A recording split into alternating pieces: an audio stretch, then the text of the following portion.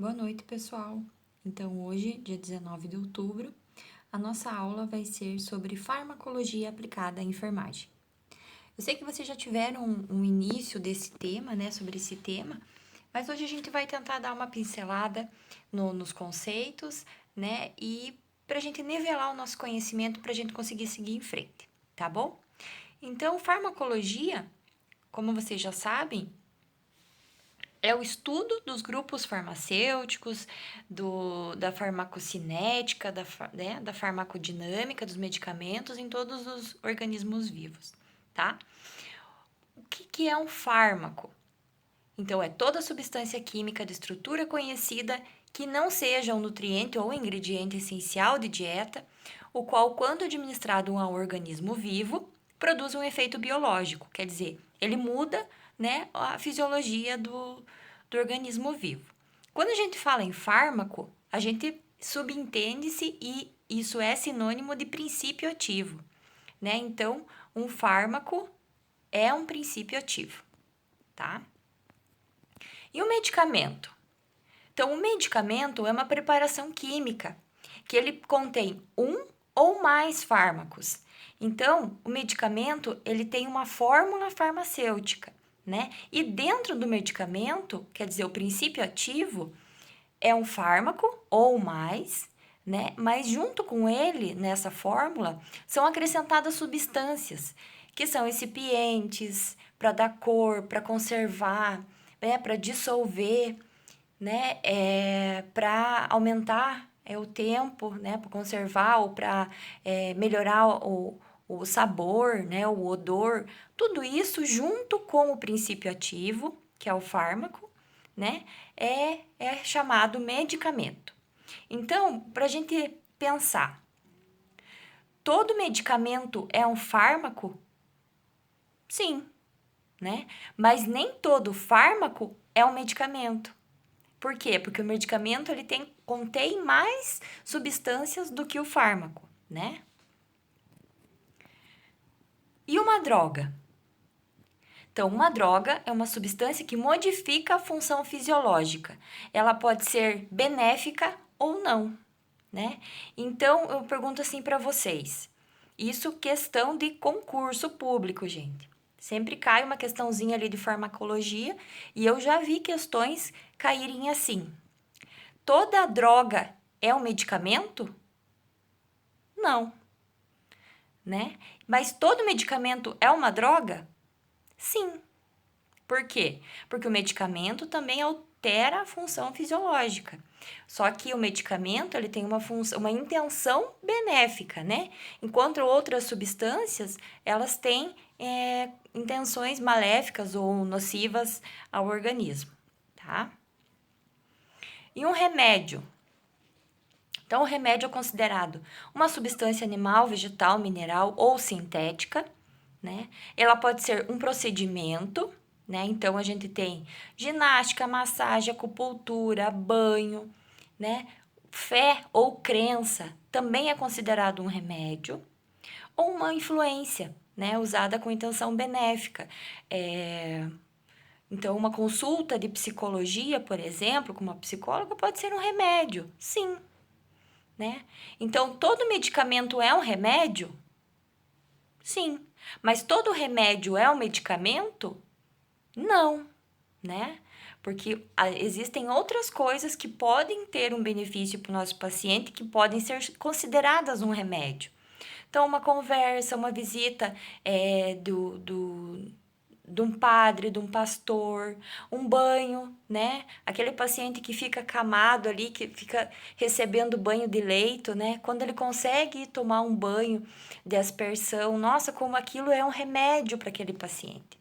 Então, a gente pode considerar outras coisas além de medicamentos como remédio, tá? O que é um placebo? Então, o placebo, ele vem de plácio, que é agradar. Então, tudo que é feito com a intenção benéfica para aliviar o sofrimento, né? Fármaco, medicamento, o remédio, que aí se encaixa naquela definição anterior, né? Em uma concentração pequena ou mesmo na sua ausência, né? Então, quando você, por exemplo, assim, já vi histórias assim, né? Um paciente que faz uso de morfina de 4 em 4 horas ou de 6 em 6 horas. A morfina, a gente sabe que ela é um medicamento que ela causa dependência, né? Então, eu me lembro que a gente tinha um paciente lá no hospital de câncer que era assim: a gente aplicava a morfina para ele, dali 2, 3 horas ele já queria de novo, sabe? Ele já queria outra vez. Aí o que que acontecia? Aí o médico que já atendia ele, que já sabia dessa dependência dele, fazia o quê? Ele prescrevia para a gente administrar no paciente dipirona. Então, ele achava que ele estava recebendo a morfina e a gente estava aplicando dipirona. É óbvio que ele recebia a morfina, mas nas doses com uma posologia maior. Ele tinha que receber de 8 em 8 horas. Só que como ele queria aquelas doses nos intervalos, nas doses a gente aplicava dipirona nele. Então ele achava que ele estava recebendo morfina, ele sentia aquela sensação como se ele estivesse recebendo morfina, mas na verdade ele estava recebendo dipirona. E o que é a dipirona nesse caso? É um placebo, né? Ele não está recebendo aquele medicamento que ele achava que estava, né? E o que é um nocebo? Então, o nocebo é um placebo, mas é com efeito negativo, né? Aquele medicamento que é para causar dor, né? Por exemplo, um paciente que chega numa unidade de saúde e ele, enfim, ele quer um medicamento ou ele exige algum medicamento, alguma coisa. A técnica vai lá, pega a água destilada, coloca no congelador um pouco, vai lá e faz aquela água destilada naquele paciente. O que ela está provocando? Ela só está provocando dor. Ela não está provocando um efeito terapêutico, né? Então, eu já vi essa situação, tá, gente? Assim, nossa, que maldade. Mas eu já presenciei, tá? Então, situações assim, tem essas características, né? Então, quando o medicamento, ele não é aquele medicamento para aquele efeito terapêutico, que ele está com uma concentração pequena ou na sua ausência, mas que ele não traz malefício nenhum, é considerado um placebo, né? Isso vocês vão ver também muito em pesquisas, né? Onde os pacientes recebem placebo. Então, aqueles pacientes eles não estão recebendo aquele medicamento da pesquisa, eles estão recebendo um outro medicamento ou uma outra forma farmacêutica, mas sem aquele princípio ativo, né? E um nocebo é só com a intenção de causar dor e sem efeito terapêutico, tá? Então, a farmacologia, como a gente já falou, ela é um estudo, né, dos efeitos dos fármacos no funcionamento dos sistemas vivos. E 2 conceitos que eu quero que vocês gravem bem são esses: farmacocinética, né, que é o estudo do movimento do fármaco em organismo. Então, é a entrada e a saída, tá? Ou seja, vamos considerar assim, a absorção e a excreção, tá? E a farmacodinâmica, que é o estudo das respostas e interações químicas e fisiológicas produzidas no organismo vivo após a administração do medicamento. Tá ok? Outros conceitos que vocês podem encontrar nas bulas ou em alguns artigos é sobre a biodisponibilidade e a distribuição. Então, quando eu falo em biodisponibilidade, eu estou falando em quantidade de droga que chega ao local de ação ou é o fluido biológico. Então, a quantidade da droga ou do medicamento que chega na corrente sanguínea, tá? Então, assim, se eu estou tomando 500 miligramas de dipirona, não é as 500 miligramas de dipirona que vai chegar a fazer o efeito, né? Que vai estar disponível ao meu organismo para fazer o efeito. Porque muito se perde na absorção, né? Acaba sendo excretado e não é utilizado pelo nosso organismo. Então, dessas 500 gramas, depende do medicamento, a biodisponibilidade dele vai ser de 80%, 70%, tá? Depende também muito da administração, da via da administração, né? Mas isso é isso que quer dizer, a quantidade da droga que atinge o local do efeito ou o fluido biológico que se entende sobre corrente sanguínea. A distribuição, aí é a quantidade do fármaco que passa da corrente sanguínea para os tecidos, tá? A distribuição pode ser afetada por fatores fisiológicos, né?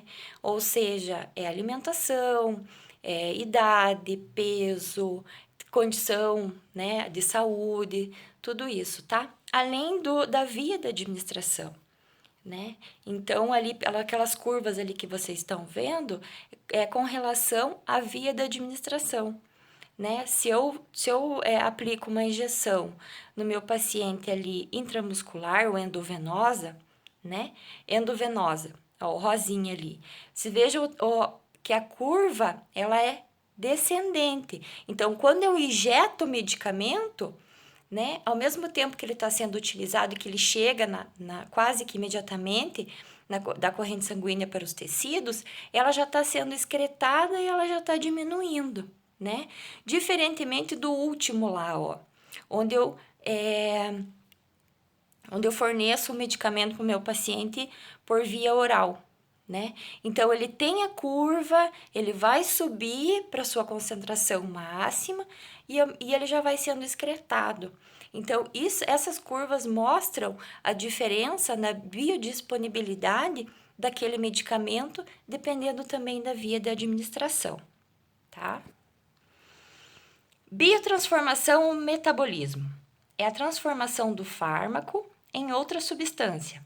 A biotransformação ocorre principalmente no fígado, nos rins, nos pulmões e no tecido nervoso. Então, também são fatores que interferem no metabolismo, idade, espécie, raça e fatores genéticos. Então, quando eu aplico um medicamento no meu paciente, ele vai para a corrente sanguínea, tá? Ele vai para os tecidos, mas também ele vai para o fígado, para o rim, para os pulmões e no tecido nervoso, onde ele sofre a sua biotransformação.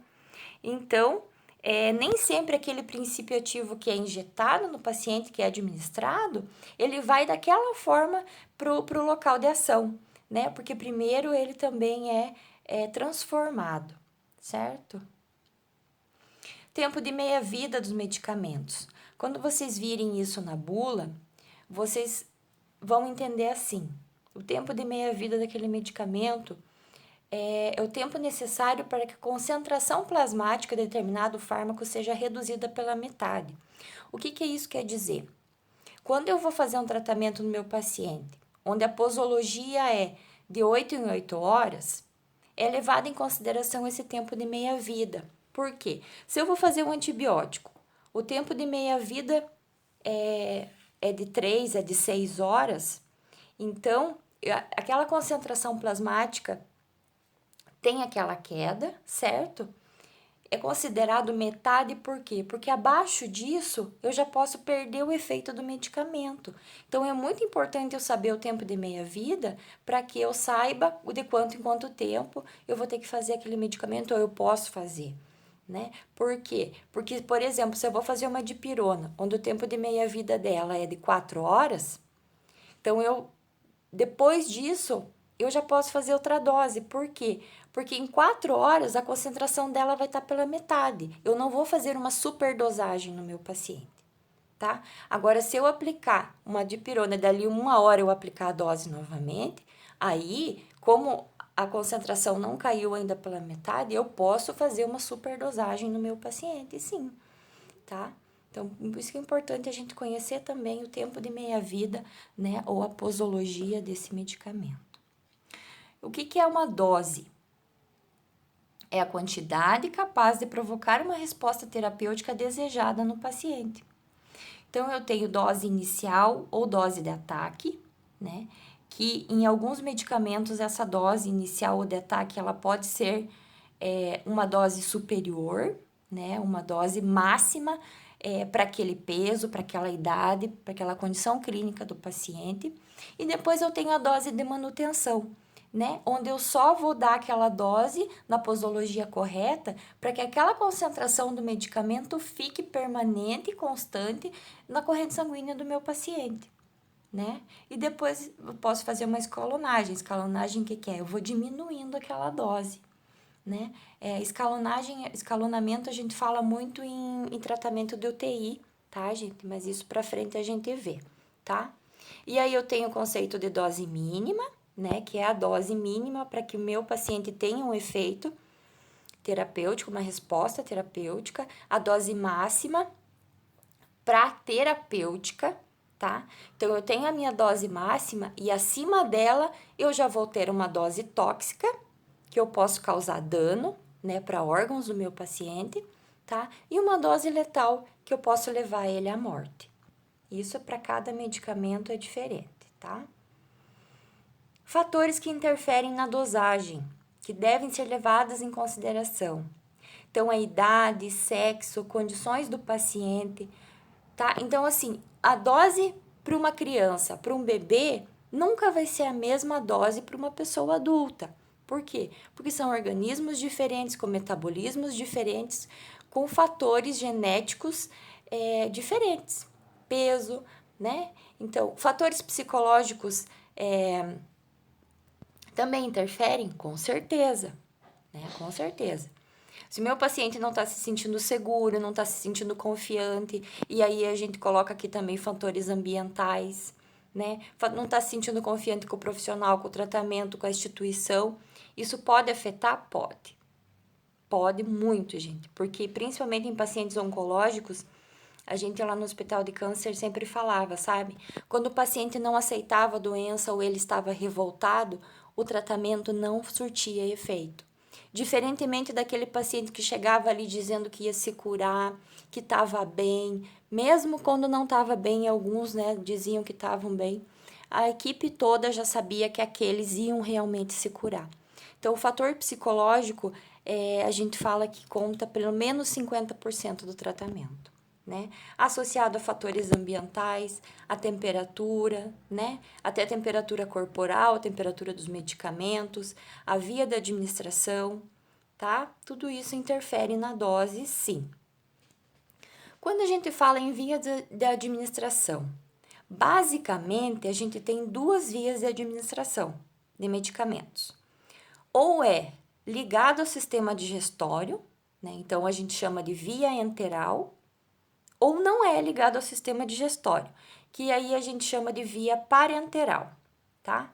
Então, a via parenteral, ela se divide em duas situações. Ou ela é direta, então, endovenosa, intramuscular, subcutânea, intraarterial, intracardíaca, intraperitoneal, intratecal, peridural e intraarticular, ou ela é indireta.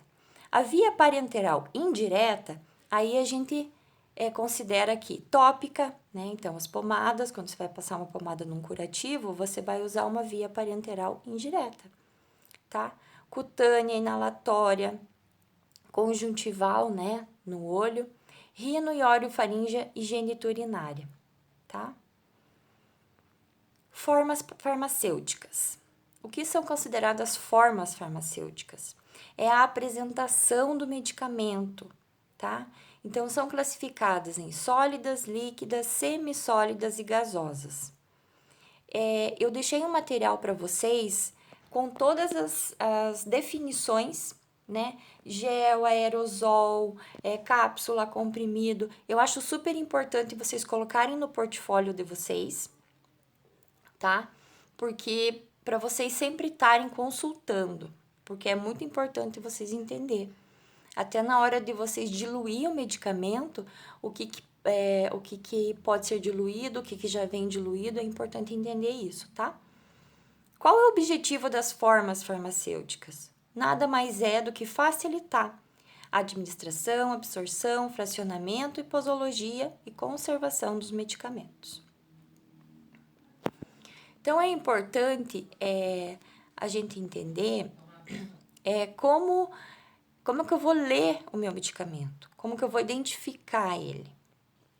Então, ele tem um nome químico, né? Ele pode ter um nome científico que descreve a estrutura anatômica ou molecular, tá? Isso é usado mais em pesquisas científicas e na bula ali vocês vão achar alfa-cloro, não sei das quantas, beta, não sei das quantas. Ali vai ter o nome químico do medicamento, tá? Medicamento genérico. Então, o que o medicamento genérico é? O nome dele é a própria princípio ativo, né? Então, eu vou comprar lá, eu vou pedir o diclofenaco de potássio, né? Diclofenaco sódico. Eu vou pedir a dipirona monoidratada, né? O paracetamol. E a gente tem hoje no mercado muitos nomes comerciais. Esses nomes comerciais é importante a gente saber diferenciar, porque o medicamento genérico ele vai trazer o princípio ativo dele e só, né? Então a gente vai saber que é aquele princípio ativo mais excipientes e solventes, não tem mais nada. Mas o nome comercial, quando a gente fala Cataflan, Adalate, nomes comerciais, a gente, né, o Cataflan, ele tem o diclofenaco, certo? Mas o Cataflan não é o nome genérico do diclofenaco, o nome do princípio ativo é diclofenaco.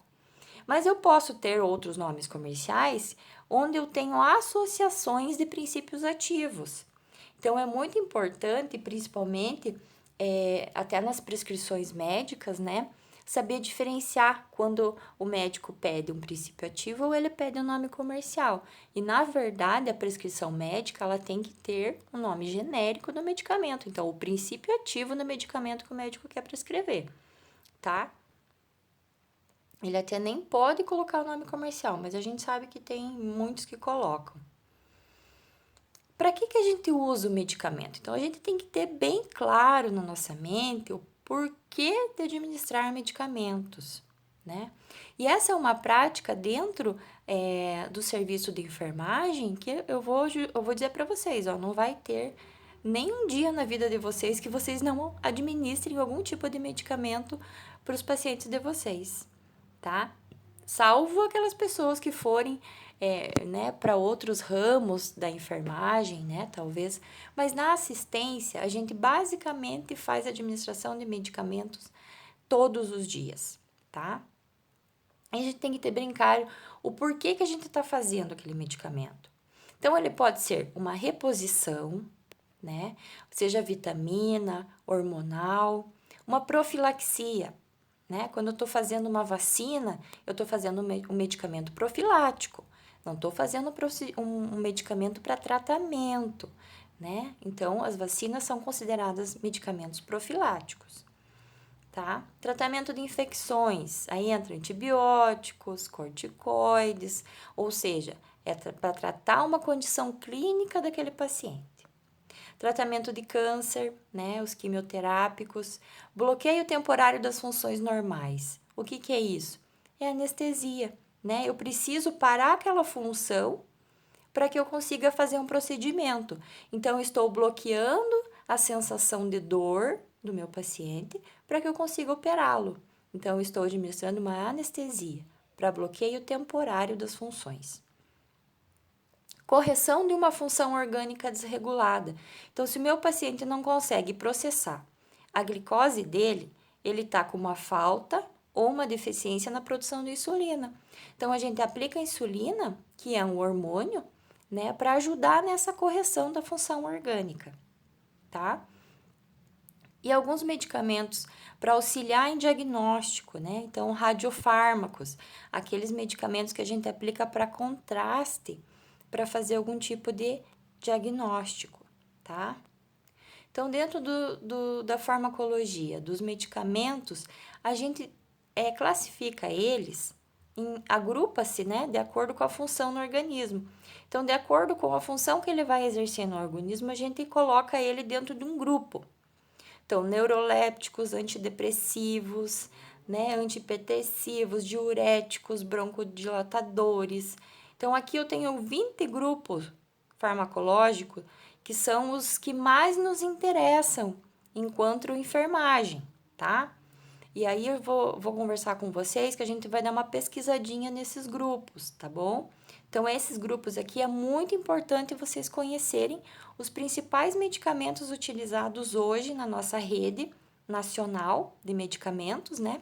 A Rename, que a gente tem disponível na saúde pública, né? Esses tipos de medicamentos. Então, os medicamentos, eles podem realizar uma ação local, tá? Sem cair na corrente sanguínea. Então, quando eu estou fazendo uma administração de um medicamento sob via subcutânea, né? É uma ação local. Quando eu estou aplicando uma pomada de sulfadiazina de prata no curativo, eu estou fazendo uma ação local daquele medicamento. Um colírio, né? Uma administração de um supositório, tá? É ação local. Quando eu coloco o meu medicamento para cair na corrente sanguínea para fazer o efeito, aí eu estou provocando uma ação sistêmica. Então, o medicamento via oral é uma ação sistêmica. Ele vai cair no estômago, vai ser absorvido, tá? Vai cair na corrente sanguínea para daí ir para o tecido que ele tem que fazer a ação, né? Uma endovenosa é uma ação sistêmica, ok? E os medicamentos, eles podem causar algum tipo de reação, né? Então, uma reação idiosincrásica ou rebote é um tipo de reação no meu paciente onde não é aquela esperada, tá? Ou seja, ele toma aquele medicamento, tá? Por um tempo, ele faz algum tipo de efeito, e quando ele tem aquela perda do tempo de meia-vida, o efeito da dor ou da infecção ou da condição clínica do paciente, ela volta em dobro. Então, é um tipo de reação que a gente ainda não sabe o porquê, por isso que ela é chamada idiosincrásica, porque não tem um porquê, né? Então, o efeito rebote, eu dou medicamento, aquele medicamento ele surta efeito por algum tempo, mas depois a dor volta em dobro para o meu paciente. Existem alguns pacientes que têm esse efeito rebote, sim. Efeito colateral ou adverso. Então, algum efeito que pode ser esperado ou não para aquele medicamento, né? Então, por exemplo, você vai administrar um quimioterápico para um paciente, né? Ele tem os efeitos esperados dele, que são os efeitos colaterais ou adversos, que são náuseas, vômitos, diarreia. Então, são efeitos esperados, né? Mas, por exemplo, um outro efeito que não é esperado é você tomar uma dipirona, né? E te dar uma diarreia. Então, quer dizer, se você for olhar na bula, é um efeito colateral raro ou é não esperado, né? Então, tem essa diferença também. Eu posso ter uma resposta alérgica àquele medicamento, né? Aí ela pode ser mais amena ou mais intensa, vai depender muito do medicamento e da via de administração. Então, por isso é sempre importante perguntar cada vez que você for fazer um medicamento para aquele paciente, né? Se ele já tomou aquele medicamento, se nunca tomou, se é alérgico a algum tipo de medicamento, né? Por isso que hoje a gente tem nos hospitais as plaquinhas à beira do leito, né? Indicando se o meu paciente tem algum tipo de alergia ou não, tá? Mas sempre quando vocês forem administrar, é muito importante perguntar, né? Porque às vezes pode não estar descrito no prontuário, tá?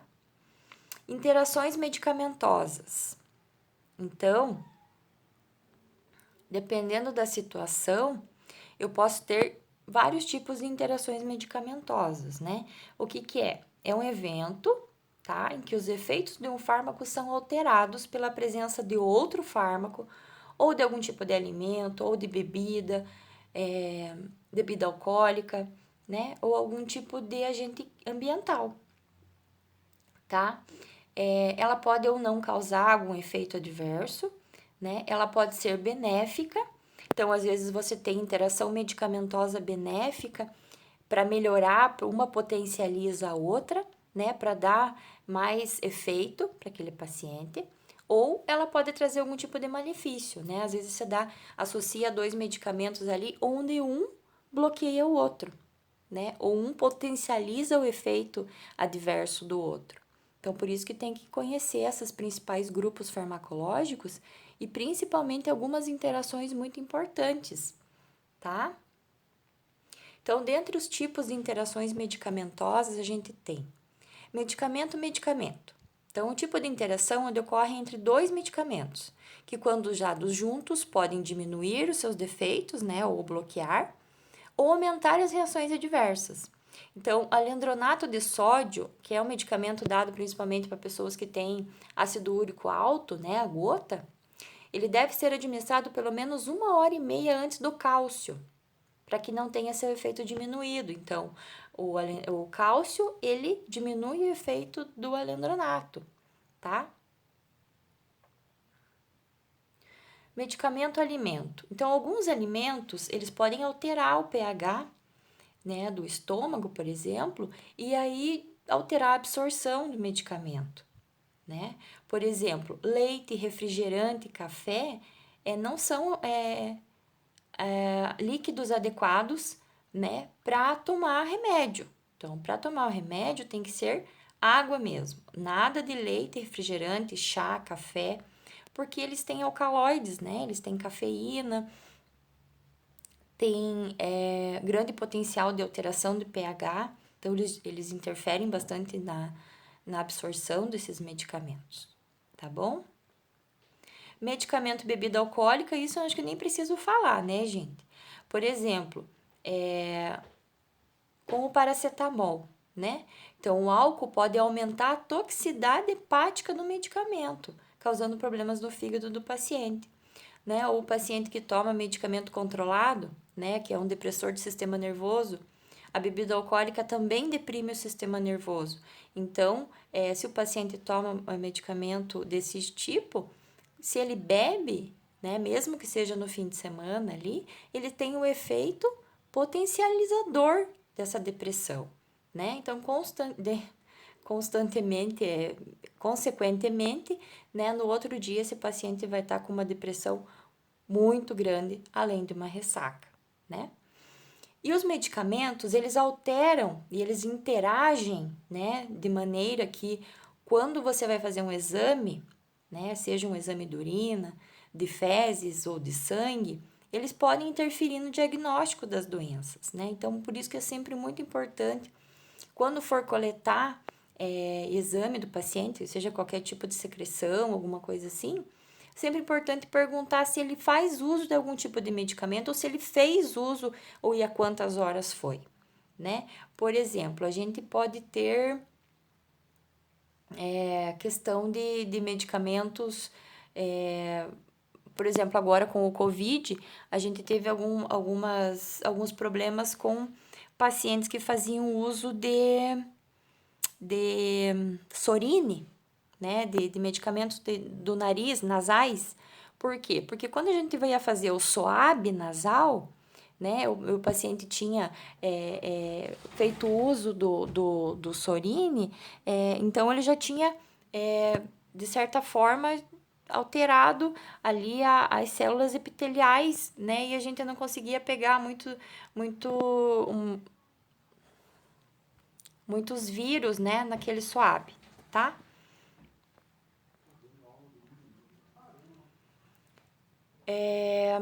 Algumas alterações, então. Quando eu falo alterações, gente, comuns, são aquelas que mais a gente vê, assim, no nosso dia a dia, seja dentro da unidade básica, né, com os pacientes que fazem uso de medicamento para doenças crônicas, né, ou dentro do hospital mesmo, tá? Eu selecionei algumas aqui que eu achei interessante vocês saberem nesse momento. Então, o paciente que usa AS e captopril. Isso é muito comum em pacientes com hipertensão, né? Então, o AS, ele diminui a ação antihipertensiva do captopril, tá? Então, por isso, é importante, por exemplo, orientar que ele tome o captopril, né? Num horário e somente horas depois que ele tome o AS, né? Então, por exemplo, se ele toma antihipertensivo de manhã e à noite, o ideal é que ele tome o captopril de manhã e tome o AS depois do almoço, talvez, né? Então, em horários diferentes. Por quê? Para eu ter aquele pico do captopril na concentração plasmática, ele fazer a função dele e somente depois eu tomar o AS para que não interfira, certo? Omeprazol com varfarina e clopidogrel, que são dois anticoagulantes, né? Então, o omeprazol, como ele é um inibidor da bomba de prótons, ele pode aumentar a ação do anticoagulante, né? Da varfarina. E aí, a ação do clopidogrel, que ele é um anticoagulante, mas de outra função, que é a antitrombótica, né? Ele vai alterar, certo? Ele vai diminuir. O AS junto com insulina. Então, o AS aumenta a ação da insulina. Então, é muito importante saber, porque senão aquele paciente ele pode ter uma hipoglicemia, né? Então, é importante ele saber, para que ele não faça insulina logo após ter tomado o AS, porque ele pode ter alteração. A amoxicilina e o ácido clavulânico, né? Então, o clavulanato, né, que a gente chama o clavulin. Então, ele aumenta o tempo de sangramento, né? Então, ainda mais quando usada com o ácido acetilsalicílico. Então, é importante saber que se esse paciente vier ter um ferimento, um acidente, alguma coisa, ele pode ter um sangramento considerável, né? Um aumento do tempo de sangramento. Tá? Então, se ele for fazer uma cirurgia, se ele toma S, então esse é um tipo de antibiótico que não pode ser utilizado para uma profilaxia de uma cirurgia, né? Omeprazol e o fenobarbital, né, que é o Gardenal, tá? Então, o omeprazol potencializa a ação do Gardenal, né? Então, às vezes, se aquele paciente tá tomando Gardenal e ele tem um problema estomacal e vai ser dado o omeprazol para ele, esse paciente ele pode vir a desenvolver distúrbios, né? De muita sonolência e tal. Então, é importante observar. Diurético e minerais. Então, doses altas de diurético provoca a excreção de minerais. Então, se aquele paciente está tomando um hidroclorotiazida, que é um diurético muito comum para pacientes com hipertensão, né, em doses elevadas ou prolongadas, ele pode ter, por exemplo, perda de potássio, magnésio, zinco e cálcio. Então, às vezes é importante você observar, porque aquele paciente ele vai começar a tremer. Ele vai ter tremedeira logo após ele ter vários episódios de diurese, né? Ou como você faz uma furosemida ali, numa emergência que o paciente está com hipertensão, ele vai ter uma drástica perda de potássio. Então, é sempre importante observar. Ele vai começar a tremer, ele vai começar a ter secura na boca, né? E tudo isso por quê? Por causa do que o diurético provoca a excreção dos minerais que são essenciais para o nosso organismo. Alguns antibióticos, como a penicilina e a eritromicina, eles, por exemplo, têm que ser tomados com o estômago vazio, né? É importante. Por quê? Por causa do pH estomacal, né? Que modificam a desintegração, então, e, consequentemente, a absorção desse princípio ativo, tá? Antibióticos e vitamina C. Então, antibióticos não devem ser misturados com vitamina C ou qualquer tipo de suco cítrico, porque inibe a ação dos antibióticos. Então, por isso que eu falei, o melhor e o importante é que se tome medicamento com água, tá? Diferentemente, por exemplo, você vai tomar um suco cítrico, se o paciente vai tomar um sulfato ferroso, aí a vitamina C ajuda na absorção do ferro, mas para antibiótico, ele inibe a ação, tá? Os anticoncepcionais, né? Então, os anticoncepcionais que elevam a pressão arterial anulam a ação dos antihipertensivos, tá? Então, se a minha paciente está utilizando, tá com a pressão alta, né? Vai fazer um tratamento aí com captopril, com hidro, com vários medicamentos antihipertensivos, é ideal também que ela mude o método de anticoncepcional, né? Pode ser um injetável, ou talvez colocar um DIU, né? Porque o anticoncepcional vai inibir um pouco o efeito dos antihipertensivos. Bebidas alcoólicas e ansiolíticos, como eu já falei para vocês, são potencializadores, né? Podem causar uma depressão muito forte ou até morte por causa da falência cardiovascular, por causa da depressão do sistema nervoso central. Bem, então agora com relação à nossa atividade, então assim, depois que vocês verem esse vídeo, para contar como presença da aula de hoje, vocês vão responder aquele questionário que eu vou fornecer o link logo abaixo, tá? Para contar como presença. Porém, como nota avaliativa, eu vou considerar esta atividade aqui, que eu preciso que vocês façam um portfólio. O que é um portfólio? Então, nada mais é do que são anotações, né, de farmacologia que vocês vão fazer. Vocês podem fazer em forma de fichário, podem fazer no caderno, tá? Mas tanto que vocês escrevam essa parte que eu vou pedir agora para vocês. Então, lá acima eu coloquei exemplos de 20 grupos farmacológicos, tá? Então, vocês vão pesquisar um medicamento de cada grupo. Então, um antihipertensivo, um neuroléptico, um diurético, tá? Vocês vão pesquisar as bulas desses medicamentos e vocês vão identificar, então, o princípio ativo, o mecanismo da ação. Então, o que é, por exemplo, o captopril, né? Qual o mecanismo de ação dele? Ele é um antihipertensivo, tá? Quais são as formas farmacêuticas que eu posso encontrar dele? Lá na bula ela vai ter se ele tem em forma de xarope, de comprimido, cápsula, drágia, né? Solução, o que aquele laboratório produzir, qual forma farmacêutica tem que você pode encontrar daquele princípio ativo. Vias de administração, né, que vão estar ligadas às formas, né, de que forma eu posso administrar, tá? A posologia, né, que a gente falou do tempo de meia-vida, né, é com base no tempo de meia-vida que é feita a posologia. Então, se é DU, né, que é dose única, se é de 4 em 4 horas, se é de 6 em 6 horas, qual o intervalo de tempo que é aceitável e que é para aquele tratamento a longo prazo ou para condições crônicas, né? É importante vocês saberem. E algumas interações medicamentosas importantes. Só alguma coisa que vocês, assim, lerem na bula ali e acharem relevante, né? Que for mais ou menos baseada nesses exemplos que eu dei para vocês agora, tá? Então, a gente vai fazer assim. Esses 20 grupos de esses 20 que vocês vão colocar no portfólio de vocês, eu vou cobrar de vocês lá para frente. Talvez lá mais para o final do ano, né? Mas, dia 26 de outubro, a gente vai ter uma aula, que eu acho que é na quarta-feira que vem, se não me engano, ou na segunda-feira que vem, eu acho. E aí, a gente vai discutir, vai ser uma aula, então, assim, online, né?